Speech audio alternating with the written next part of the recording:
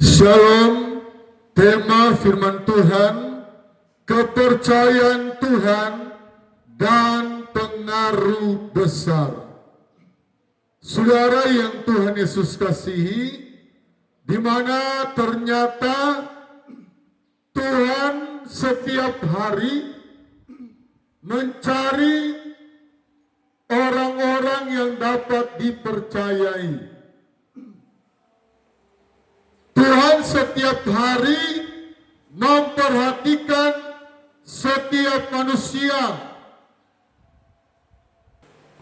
Semua orang percaya harus tahu bahwa Tuhan setiap hari Dia mencari kepada siapa Dia mempercayakan berkat yang besar.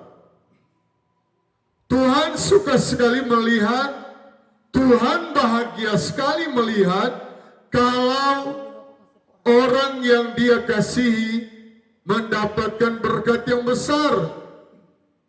Sebab Tuhan bukanlah manusia yang kadang-kala iri ketika Dia melihat kakaknya lebih diberkati dari adiknya, adiknya iri kepada kakaknya. Tuhan tidaklah seperti itu. Tuhan tidak pernah ada pikiran iri hati, tidak. Karena Tuhan sempurna. Namun kita melihat bagaimana peristiwa yang ada dalam kitab Yesaya pasal yang ke-22, ayat yang ke-20, maka pada waktu itu aku akan memanggil hambaku Eliakim bin Hilkiah. Aku akan mengenakan jubahmu kepadanya dan ikat pingkangmu akan kuikatkan kepadanya dan kekuasaanmu akan kuberikan kepada ketangannya. Maka ia akan menjadi bapa bagi penduduk Yerusalem dan bagi kaum Yehuda. Prinsip Allah mau memberkati orang percaya, ada tanggung jawab. Tanggung jawab apa? Melihat penduduk Yerusalem, melihat kaum Yehuda. Artinya apa? Melihat orang yang ada di sekeliling kita, melihat pekerjaan Tuhan, melihat kaum keluarga kita yang berkekurangan, kaum keluarga kita yang membutuhkan lapangan kerja. Wow, lapangan kerja di hari-hari ini sangat memprihatinkan. Di Cinere, Jawa Barat kemarin, di bulan Juli ini dikejutkan. Toko bayi, perlengkapan bayi, membuka pendaftaran 50 orang, tetapi yang mendaftar 1000 lebih. Nah, ini sesuatu yang menuju kepada penggenapan firman Tuhan, akan terjadi masa yang sukar. Sekalipun terjadi masa yang sukar, Allah rindu sekali mencari siapa yang akan diberkatinya, siapa yang Dia mau curahkan berkatnya. Ini peristiwa Shebna, ya, dia adalah kepala istana, tetapi dia berubah setia kepada Tuhan. Dia diperhentikan di tengah jalan. Wow. Sepertinya Tuhan mempermalukan, tetapi bukan Tuhan yang mempermalukan. Dia sendiri yang mau dirinya dipermalukan. Siapa yang tidak sakit hati? Enak-enak jadi kepala dinas PU, jabatan-jabatan yang besar. Jadi sekretaris wali kota Sekda, jadi sekretaris gubernur, tiba-tiba diganti yang tadinya orang kaya raya, yang tadinya pembantu rumah tangganya sampai 5, tiba-tiba semua pembantunya pergi karena keluarga itu sudah bangkrut. Nah, di sini sangat jelas ada tanggung jawab. Kekuasaan akan kuberikan ke tangannya, pengaruh yang besar. Menjadi orang berkuasa di kota Makassar, Bapak Andi Subroto. Dia adalah pengusaha terkenal. Ada properti di semua kota Makassar, di sudut-sudut. Dia menjadi orang terkaya di Tanah Toraja. Mobilnya ribuan. Dia adalah punya tambang dan lain-lain. Nah, ini contoh. Sebetulnya Allah tidak alergi, Allah tidak anti kalau kita orang Kristen mendapatkan berkat yang seperti itu. Pengaruh. Semua orang mau keluarganya itu berhasil. Yang satu dia diberkati di Amerika, yang satu dia diberkati di Jepang. Dia punya uang sudah triliun, bukan lagi miliar. Tetapi Alkitab dengan jelas mencatat akan melemparkan jabatanmu, pangkatmu akan dijatuhkan. Ayat 19 Yesaya pasal 22.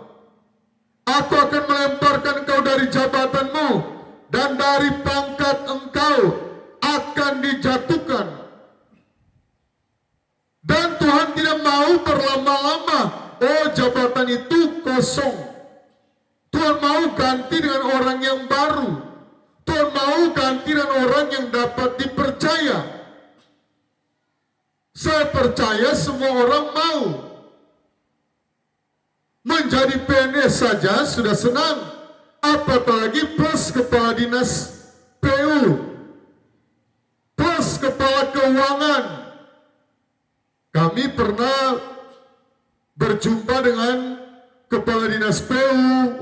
Di dalam ruangannya ada apel, ruangan ber-AC, buah-buahnya lengkap. Kami pernah masuk di ruangan kepala keuangan. Ada minuman, tinggal mau pilih. Ada Coca-Cola, ada Sprite, bisa dinikmati. Kenapa? Jabatan yang besar. Tuhan tidak pernah anti yang demikian. Dan ayat yang ke-22, masih ayat yang ke-21, maka ia akan menjadi bapa bagi penduduk Yerusalem dan bagi kaum Yehuda. Lihat dong orang lain, lihat dong teman-teman gerejamu. Jangan sampai di gerejamu ada yang mencari pekerjaan, engkau tidak mau memberikan pekerjaan. Ayat yang ke-22, dan aku akan menaruh kunci Daud ke atas bahunya. Saudara, kunci Daud ini dicatat dalam Wahyu 3 ayat yang ke-7. Daud karena dia sangat mengasihi Tuhan, karena dia sangat mencintai Tuhan, ternyata di dalam kitab Yesaya pun kunci Daud ini pertama kali ditulis. Aku akan menaruh kunci rumah Daud ke atas bahumu. Tanggung jawab.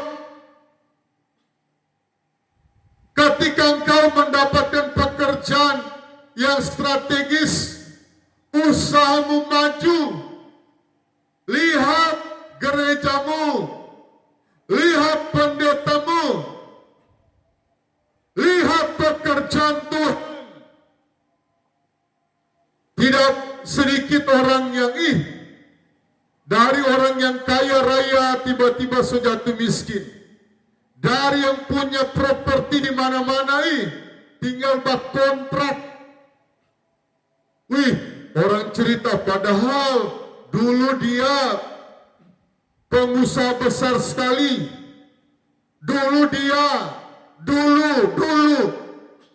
Kenapa Tuhan mengganti dengan orang lain? Tuhan mengganti dengan orang yang dapat dipercayai. Dan di sini sangat jelas, aku akan menaruh kunci rumah Daud ke atas bahunya. Saya katakan karena Daud cinta akan rumah Tuhan. Dia rindu sekali membangun rumah Tuhan. Ada banyak tokoh-tokoh besar, baik Habel, baik Nuh, baik Abraham, Musa, tetapi tokoh-tokoh ini Henok yang terangkat hidup-hidup tidak mampu terpikir untuk membangun rumah Tuhan. Pikiran kita harus kita jalan seimbang. Jangan sampai rekening kita pikir-pikir, aduh, ini saya mau capai target bulan depan uang saya 2 miliar. 3 bulannya tak tambah 4 miliar. Bulan depannya lagi jadi 5 miliar. Usaha saya mau buka cabang di semua kota di Indonesia. Oh, itu terus yang kita pikirkan. Kita lupa siapa yang memberikan kita berkat. Jangan pernah kita lupa, aku akan menaruh kunci rumah Daud ke atas bahunya. Apabila ia membuka, ia di sini kita tidak dipakai huruf besar. Jadi kita diberikan kuasa, otoritas. Apabila kita buka usaha baru, berhasil. Kita buka usaha bengkel mobil, berhasil. Kita buka usaha bengkel motor, berhasil. Kita buka rental mobil, berhasil. Kita buka usaha sembako, berhasil. Apabila ia membuka, tidak ada yang dapat menutup. Apabila ia menutup, tidak ada yang dapat membuka. Dan saudara lihat Wahyu pasal 3 ayat 7 dicatat di sana. Saudara, Daud, saudara mau cari ke kitab Matius, kitab Markus, Yesus anak Daud.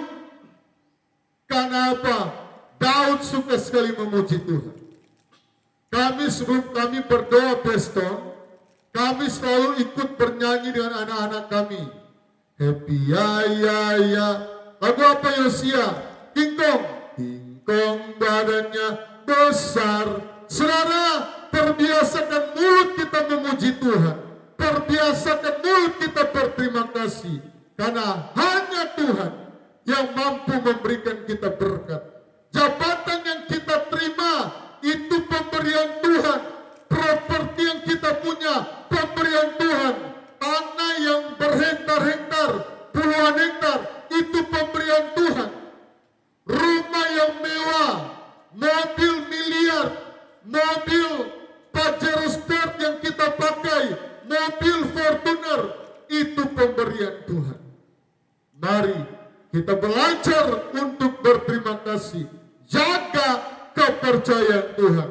Tuhan Yesus memberkati penonton setia di TikTok, di YouTube.